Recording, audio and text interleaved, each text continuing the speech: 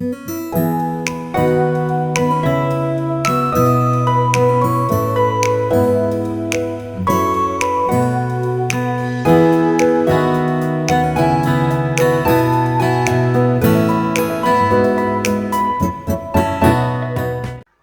Hello, good morning, नमस्ते सगळ्यांना. जय भीम. मी सीमा. स्वागत आहे आपल्या सगळ्यांचं किचन सवंगडी आणि मी या चॅनलमध्ये. तर आजचा हा जो व्हिडिओ आहे तो मी रविवारचा म्हणजेच 8 मार्चचा शेअर करते.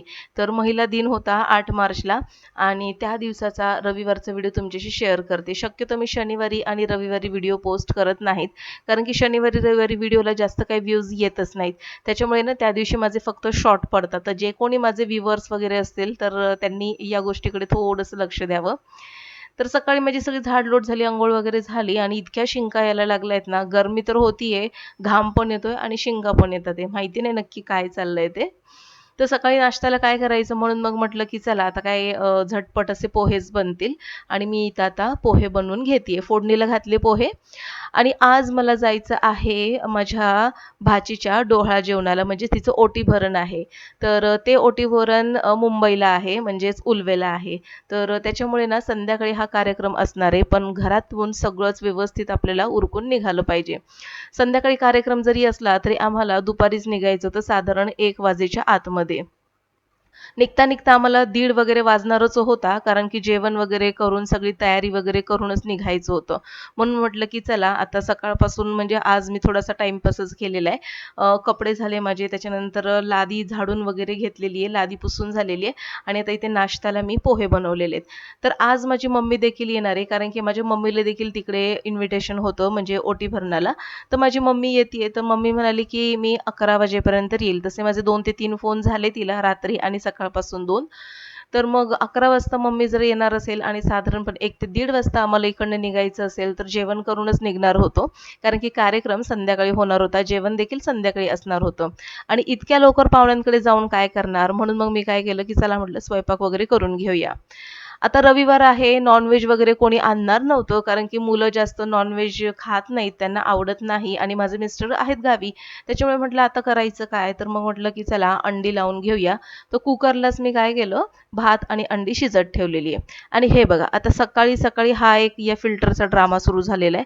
तर फिल्टर माझा लीक होतोय. कालपासून हा फिल्टर ना थोडं-थोडं पाणी गळतंय त्याचं आणि बऱ्यापैकी हा फिल्टर ना काहीच वेळामध्ये अर्धा होऊन जाईल. माहिती नाही काय झालंय, हे जसे गावी गेलेत ना, तसेच पाण्याचे काण म्हणजे जास्त होतात ते. अ, गेल्या वेळेस किचनचा जो आरोचं जे कनेक्शन होतं ते तुटलं होतं. तेव्हा त्यावेळेस पूर्ण किचनमध्ये पाणी झालेलं. काल परवा बाथरूमचा जो पाईप आहे, जो टाकीला जोडतो आपण पाण्याच्या, तर त्याचा कॉक माझ्याकडनं तुटला आणि आज हा फिल्टर गळतोय. माहिती नाही काय झालंय. मी ह्यांना सांगितलं, म्हटलं असं-असं झालंय. तर हे मला म्हणतात, "ते तू करतेस काय?" तर मी म्हटलं, "काय करणार आहे मी? म्हणजे माझ्याकडनं काही झालेलं नाहीये. ते ऑटोमॅटिक सगळं होतंय." त्यांना असं वाटलं, की नक्की म्हणजे मी गेल्यानंतर हे सगळे पाण्याचे आणि पाईपचे आणि हे सगळं काय फिल्टर वगैरे गळायला लागलेलं आहे. तर म्हटलं, "मी काहीही केलेलं नाहीये. त्याचं त्यांचं तेच गळतंय." म्हणजे बघा ना, आपण इतकं सगळं व्यवस्थित करतो आणि हे गळायला लागलं, की आपल्यावर शब्द येतो, "तू करतेस काय?" म्हणून. तर मी काहीही करत नाहीये. तुमच्या पाठीमागे व्यवस्थित घर वगैरे सांभाळतीये, तुमची मुलं वगैरे व्यवस्थित सांभाळतीये. तर असं होत असतं. तर मी एका साइडला काय केलं, पोहे वगैरे बनवून घेतले आणि कुकरमध्येच मी भात आणि अंडी शिजायला लावलेलीत. 3 शिट्यांमध्ये मस्तपैकी आता हे शिजून तयार होईल, तोपर्यंत मला बाकीची तयारी करून घ्यायची आहे. पोहे वगैरे झाले आणि इथे योगायोग मीठ देखील संपलं. तर म्हटलं आता हे पटकन भरून घेते. सारखंच मीठ लागणार तर सारखं-सारखं कुठे आपण हे करायचं.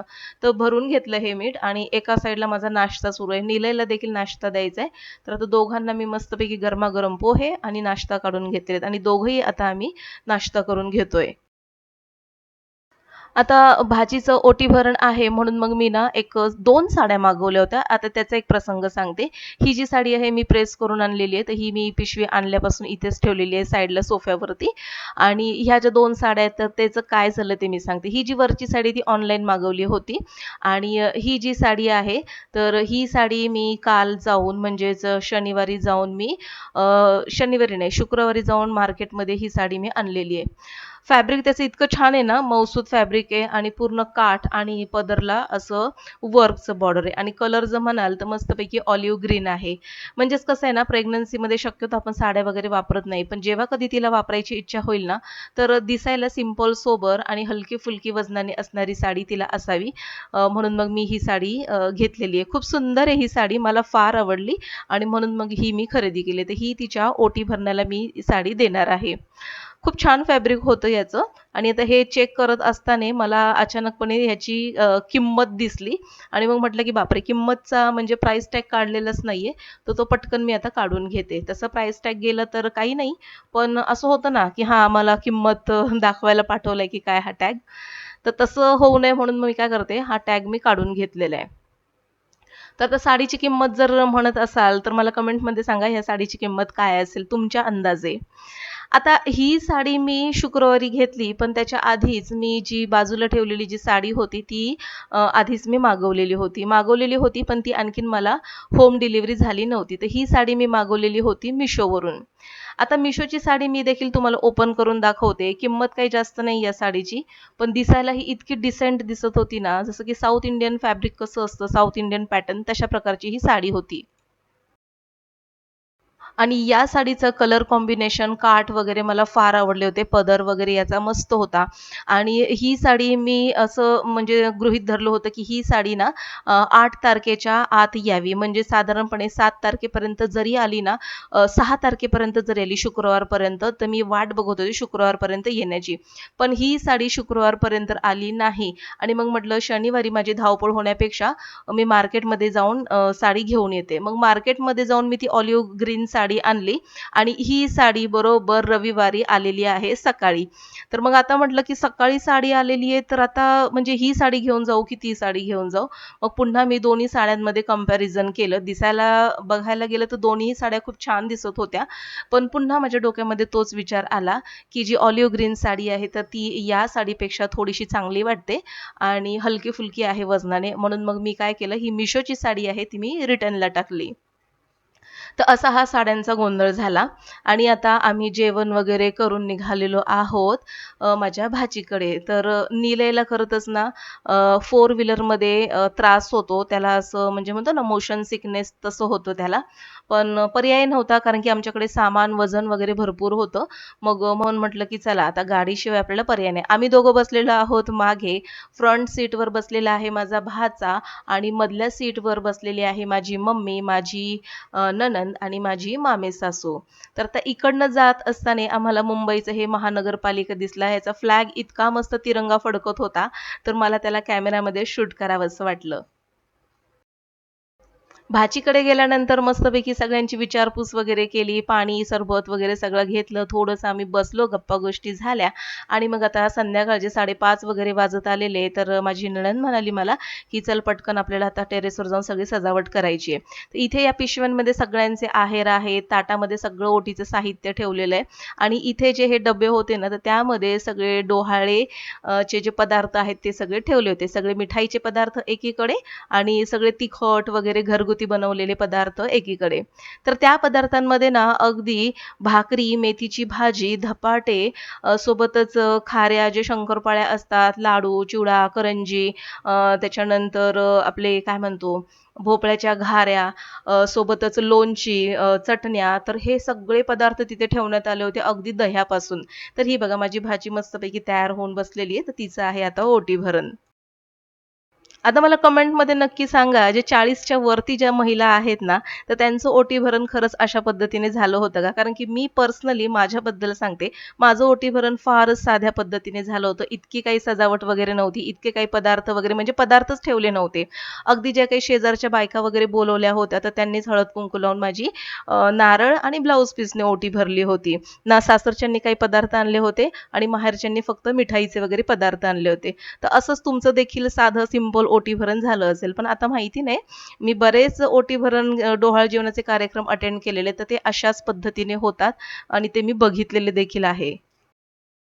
आता ओटी भरत असताना ना, इथे मी जेव्हा पाहुण्यांमध्ये आले, तर तिथे एक प्रसंग घडला. एक महिलाच म्हणजे एक स्त्रीच स्त्रीची दुश्मन असते, असं म्हटलं तरी देखील चालेल. कारण की याच पाहुण्यांमध्ये माझ्या नंदेची जाऊबाई जी होती, तर तिने मला पाहिलं आणि ती डायरेक्ट मला म्हणाली, की "ए हिरोईन, काय हिरोईन बनून आली आहेस का गं? केस वगैरे कापून वगैरे आली आहेस." तर सगळ्या माणसांमध्ये, महिलांमध्ये मला ती अशी बोलली. तर त्याच्यामुळे मला थोडंसं म्हणजे म्हणतो ना, खराब वाटलं. म्हणजे तुम्ही डायरेक्टली असं कसं काय बोलू शकता एक म्हणजे मला. तर मला थोडंसं वाईट वाटलं. मला वाटलं माझी नणंद काहीतरी बोलेल, पण माझी नणंद देखील काहीच बोलली नाही तिथे. मग मीच तिचा थोडासा गैरसमज दूर केला. मी म्हटलं, की "मी केस हौस म्हणून किंवा फॅशन म्हणून कापलेले नाहीयेत. तर मला चाई पडली होती केसामध्ये, ॲलोपेशिया झाला होता, टक्कल पडलेलं 2 ते 3 ठिकाणी आणि म्हणून मला केस कापावे लागलेत." आणि हे मला एक्सप्लेनेशन देत असताना आजूबाजूच्या 4 बायका देखील बघत होत्या आमच्या दोघींकडे. खरं तर हे खूप लाजिरवाणं वाटलं मला हा सगळा प्रकार आणि खरंच मला असं वाटलं, की खरंच एक स्त्रीच दुसऱ्या स्त्रीची दुश्मन असू शकते. ही गोष्ट त्या मला एकांतामध्ये देखील बोलू शकल्या असत्या, पण नाही आम्हाला माहिती नाही 4 माणसामध्ये बोलायला फार आवडतं. तर असो. ज्याची त्याची मानसिकता. तर मी इथे आता माझ्या भाचीचं म्हणजे सगळ्यात पहिल्यांदा माझ्या नंदेने सांगितलं, की "तू तिची ओटी भर." तर मला तिने ओटी भरायला सांगितलं. तर तिला साडी, नारळ, त्याच्यानंतर केळी, पेढे वगैरे हे सगळं तिच्या ओटीमध्ये घातलं. तर दुर्ड्या ज्या म्हणतो ना, कोल्हापूर भागामध्ये दुर्ड्यांचे फार प्रकार आहेत.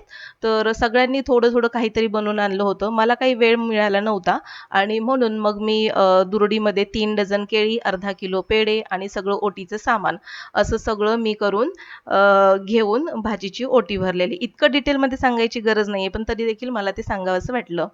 तर इथे वाटी उघडली, तर वाटीमध्ये पेढा निघाला. तर सगळे खूप खुश होते. सगळे पाहुणे मंडळी आले होते आणि दुसऱ्या साईडला जेवण देखील चालू होतं.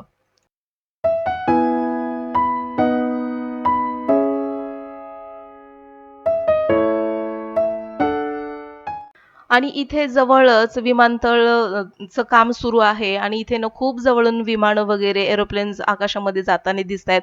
खूप जवळून गेलं म्हणून या एरोप्लेनला देखील मी माझ्या कॅमेरामध्ये कॅप्चर केलं.